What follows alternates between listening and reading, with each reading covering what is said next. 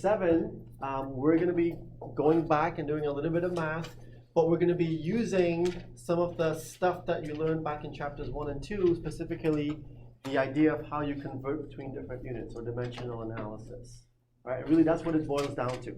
There's a reason why we spend a lot of time going through that, right, and teaching you to do calculations that way, because when it comes to some of the calculations we see down the road, using that technique actually makes the calculations not easy, but it makes them less challenging to work with. All right, it's not easy, right? You just have to put the time in and the work in, and it becomes less challenging than it would be otherwise. So, in chapter 7, we're going to be taking a look, like I said, at the part of chemistry where I think it becomes a little bit more exciting. Not that the other parts are not exciting. This is just, I think, a little bit more so. And we're going to be looking at our chemical reactions, which is where we represent chemical changes. And then more importantly, we're going to take a look at how we represent and how we deal with the amounts that we are going to encounter in a typical chemical reaction. So the first thing that we need to introduce here is this idea of how we can translate the amounts of substances that we work with in the lab, for instance, to the amounts that are actually there. So what I mean by that is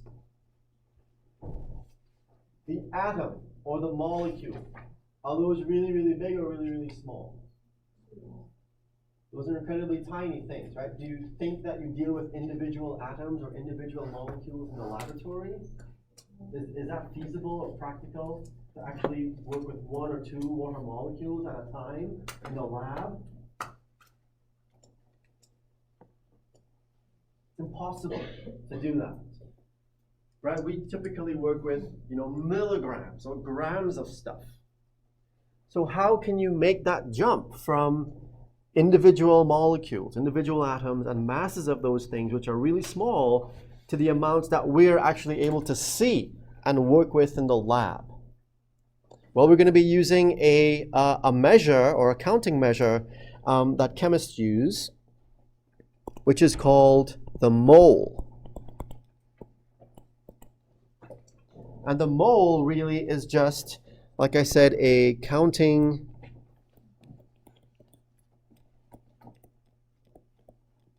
measure used by chemists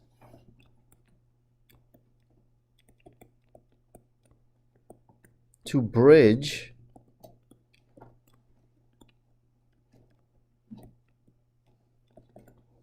the small masses of atoms and molecules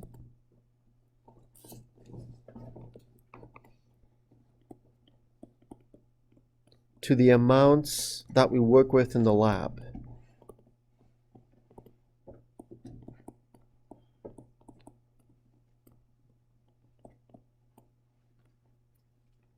Which are typically, in grams or milligrams, etc. All right, so this idea, this thing called a mole, is what we're going to do. It's a counting measure, right? Used specifically by chemists, so you won't see it in,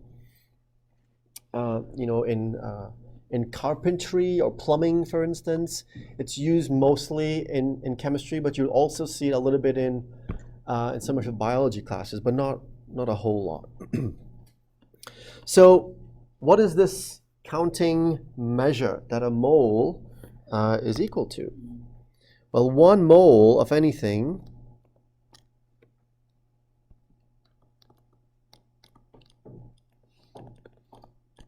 is equal to 6.02 times 10 to the 23 of that thing.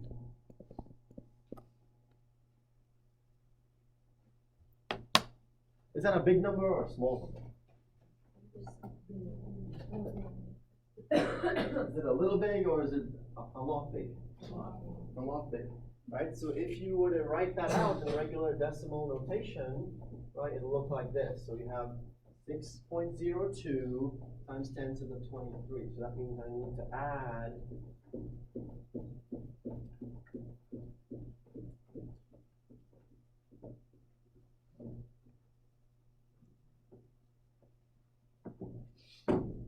21 zeros at the end. Pretty big number, right? So if I have a mole of something, I have 6.02 times 10 to the 23 of that thing. This number here, right, this is called Avogadro's number, named after the person who determined what that number is.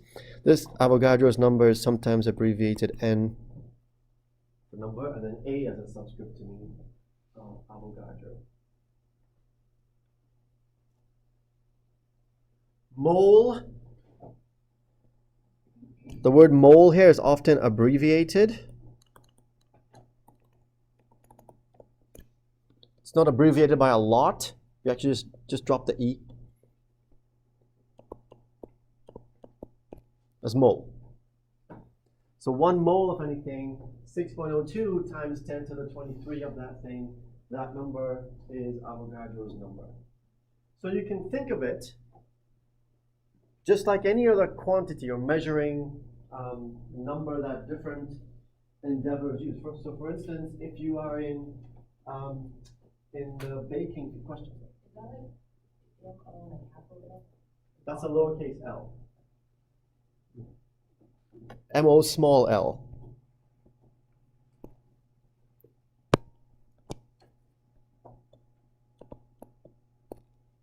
Is that better? Okay, yeah, it's a small l.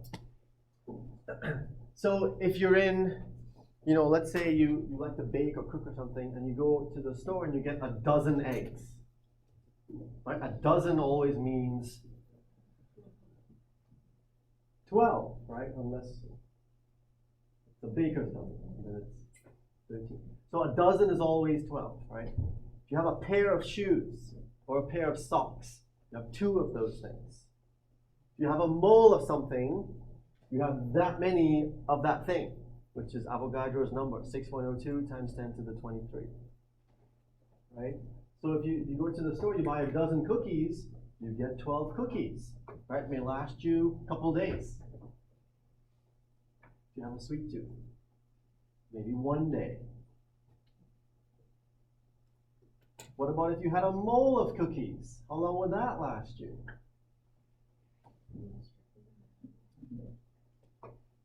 Even if you ate 100 cookies a day, it lasts you a really long time, right? You probably develop diabetes or something before you probably die.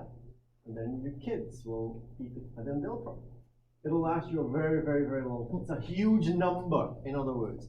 And think about it, it has to be, right? Because we are dealing with, in chemistry, atoms and molecules, which are really tiny things. You can't see them with your naked eye. You need a lot of them. A lot to make up the actual amount that you're able to measure out in the lab. So it's just a counting measure that we use, but it's just a big number. That's really the challenging part of it. Right? Just like a dozen is 12, a mole is always Avogadro's number of that thing. So we can take that now and apply it to things that we'll see or that we'll work with, right? So not necessarily in cookies, because you'll never encounter a mole of cookies, ever. Ever. There hasn't even been a mole of cookies made in the history of the planet.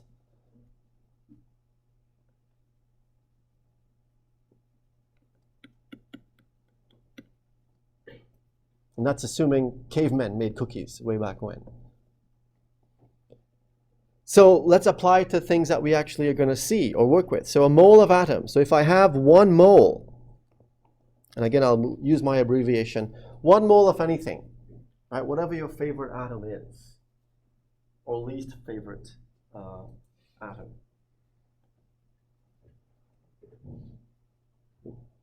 Pick on some people. Annette, what's your favorite or least favorite atom?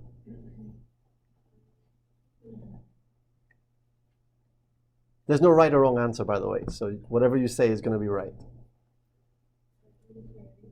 You can say anything, any atom, yeah. Just pick one.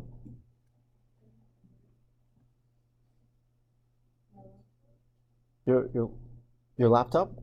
Yeah. A mole of whatever atom.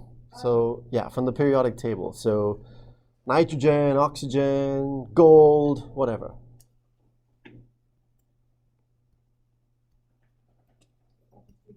Gold? Am I influencing you? Okay, so what's the symbol for gold? Anybody? AU. So 1 mole of AU means that I have 6.02 times 10 to the 23 gold atoms.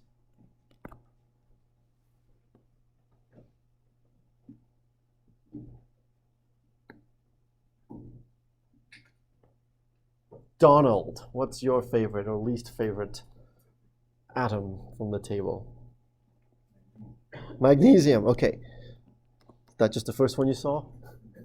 Okay, so 1 mole of Mg means that I have 6.02 times 10 to the 23 magnesium atoms.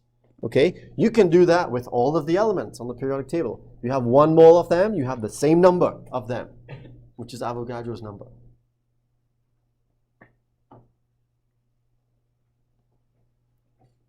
So 1 mole of anything is 6.02 times 10 to the 23 of that thing. So they could be 1 mole of atoms. This is aluminum, Al. I have Avogadro's number for aluminum. 1 mole of sulfur. I have Avogadro's number. But we can also apply that idea to even bigger things now. So instead of atoms, if I have molecules present, so if I have a mole of water, H2O, right, then I would have 6.02 times 10 to the 23 molecules of water. So how many water molecules is that? It's that many. Right? That's a huge number of water molecules.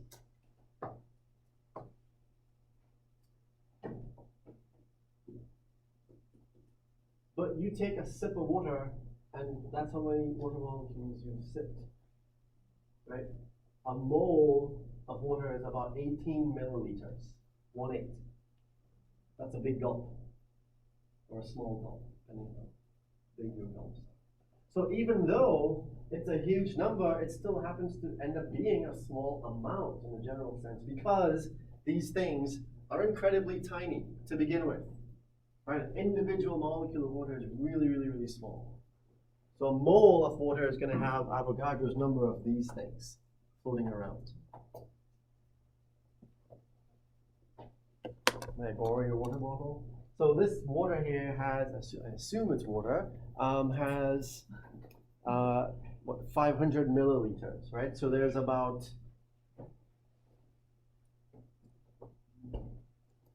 that much on the bottom.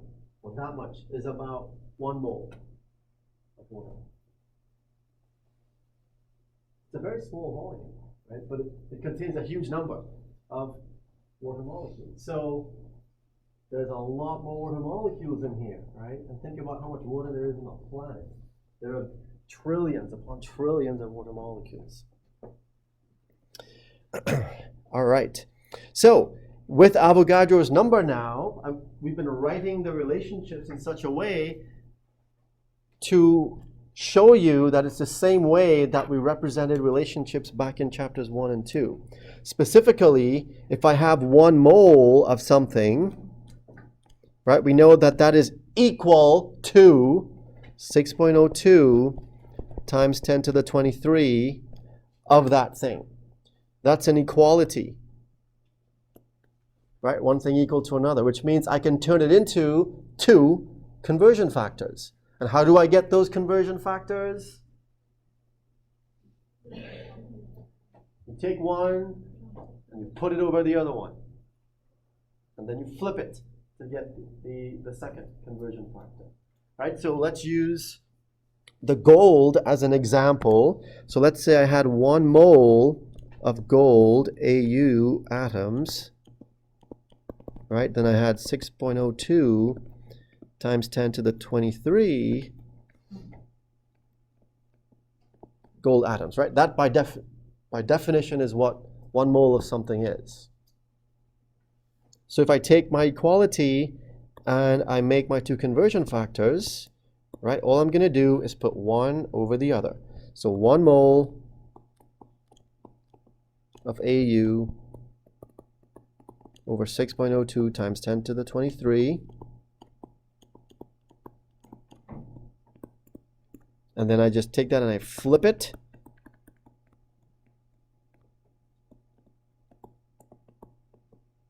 So I have Avogadro's number of gold atoms for every 1 mole of gold.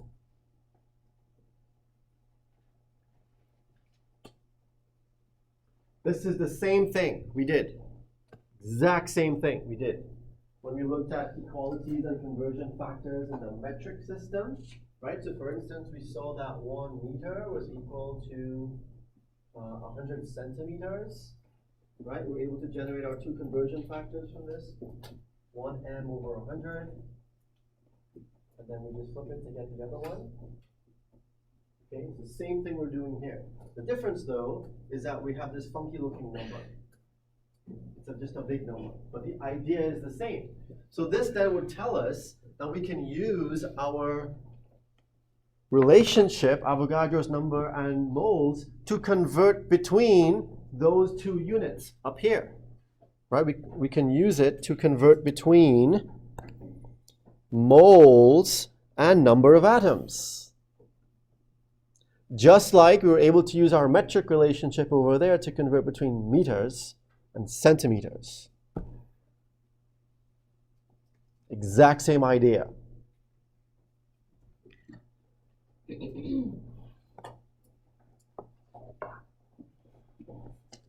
is nothing new. The only new thing is the number, Avogadro's number that we're throwing in there. So we can use Avogadro's number and moles to convert between number of moles of something and how many of that thing we actually have. All right, so here we're asked how many CO2 molecules are in 0.50 moles of CO2. All right, and we know that CO2 now is named, what's the name of CO2? It's carbon dioxide, right? That's a covalent compound. When you start encountering problems or questions like these, right, you want to set it up the same way that you set up your unit conversions back in chapter 1 and chapter 2, which is lay it out. What are you given? What do you need to get to? What are you going to use to get there?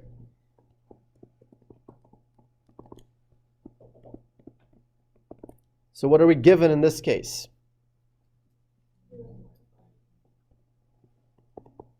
We're given 0.50 moles of CO2. And we need to calculate how many, so keep track of the units, right? Because we saw back then, units are your guide as you do these types of calculations. We need to calculate how many molecules of CO2.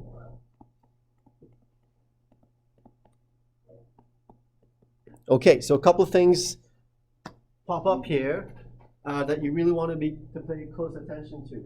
Do not try to abbreviate molecules as MOL, right? Because then it doesn't make any sense. So write out the whole word, molecules. And then you have moles over here. I know they kind of look the same. They have the same first 3 letters, but they mean very different things. So please don't get confused when you do that. Right, write out the entire word for molecule. All right, so we're going to use in this case, right, since we're going from moles to number of things, we're going to use Avogadro's relationship, which says that 1 mole of anything, so in this case we just substitute our anything, which is CO2, is equal to what? So finish that equality for me. 1 mole of CO2 is equal to, okay, 6.02 times 10 to the 23. What's my unit though?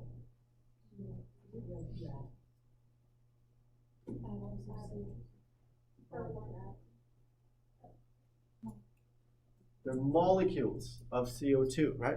Carbon dioxide is a combination of atoms. 2 oxygens and 1 carbon, that's a molecule.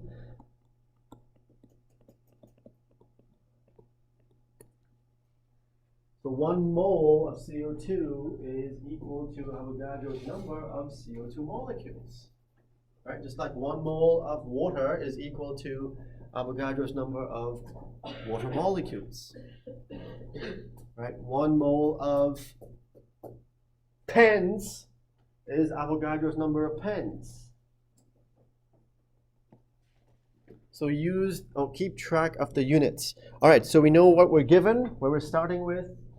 Moles, we want to get the number of molecules. We're going to use this here as our equality, which means we can make it into whichever conversion factor we need. So let's set that up. So we start with what's given, 0.5, 0 moles of CO2. And then I'm going to take my equality here, and I'm going to stick it in as a conversion factor. Okay, my units, like they've always done, are going to guide me. What do I need to cancel out? Moles. So where should moles go over here? On the bottom, right? So I have 1 mole of CO2, and then the other thing has no choice but to go on top.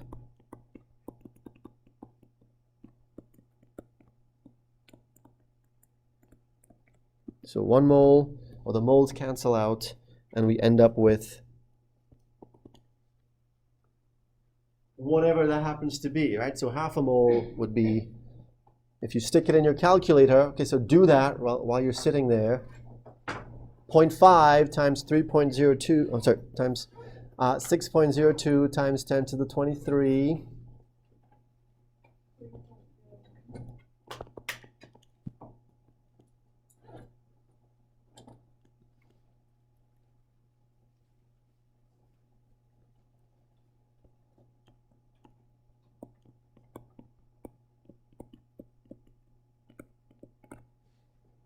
And you should get 3.01 times 10 to the 23 CO2 molecules. Right? Makes sense? Right? You have 1 mole, you have 6.02, you have half a mole, you should have half that mole. So on the test, do we have to show that work, or could we just have the 600 times 10 to the 23, or do you want to see? So when it comes to questions that involve multi-step things, then you definitely need to show your work. But where there's only like 1 step involved, sometimes you can do that in your head, if you, depending on how comfortable you are with the math. But I would definitely encourage you to set it up this way so you can use the units to automatically check what you do along the way. All right? Does that make sense so far? You guys are way quieter than my evening section. I have to spend like 5 minutes trying to shut them up at the beginning. I'm just kidding. But they're a little bit more vociferous than you guys. So I know it's a little early in the morning. So let's try to wake you up a little bit. All right, let's do 1 more here before we call it a day. What's the number of atoms in 2 moles of, that's Al, aluminum?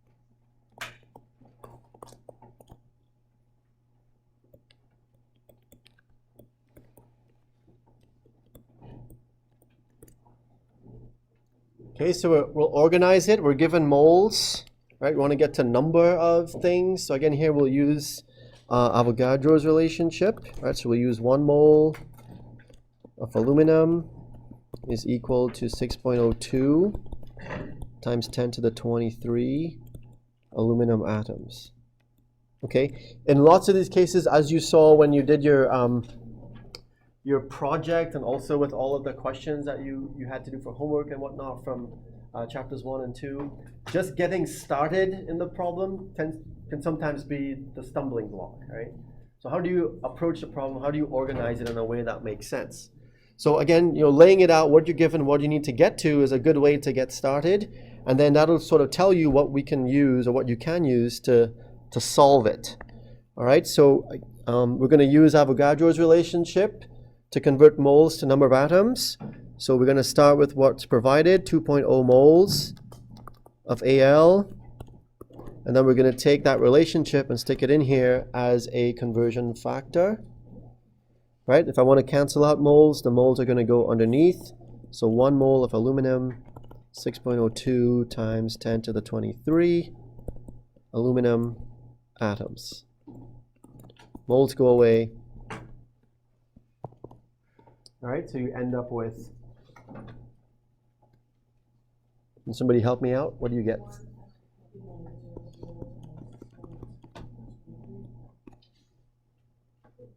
(1.2) times 10 to the 24